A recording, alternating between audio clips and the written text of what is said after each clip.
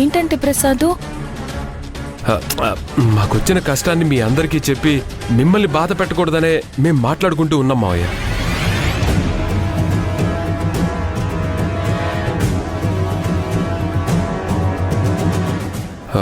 దూరం నుంచి చూసేవారికి అది గొడవలాగా అనిపించవచ్చు, కానీ వాస్తవానికి జరిగిందైతే ఇదే.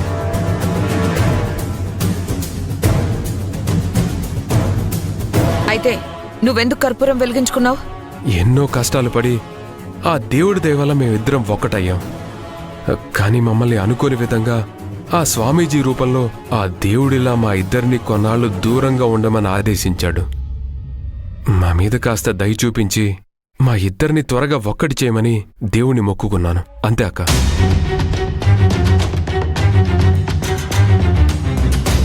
మాధవ, పెళ్ళైన తర్వాత నువ్వు బానే మాటలు నేర్చావురా. స్వామీజీ సంసారానికి దూరంగా ఉండమన్నారు, కానీ దూరంగా పడుకోమని చెప్పలేదు కదా.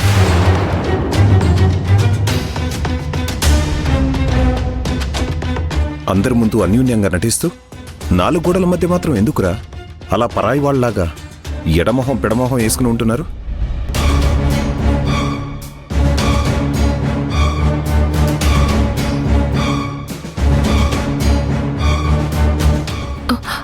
బావగారు, కొత్తగా పెళ్ళైన వాళ్ళం దగ్గరగా ఉంటే దగ్గర అయిపోతాం. అందుకే నేనే దూరంగా పడుకోమని చెప్పాను బావగారు. ఏంట్రా మాధవ్, తనంటే ఆడపిల్ల, ఇవన్నీ పైకి చెప్పుకోలేదురా. కానీ నీ బుద్ధేమైందిరా? నువ్వెందుకు మాతో ఒక్క మాట కూడా చెప్పలేదు? మనసు పడ్డారు,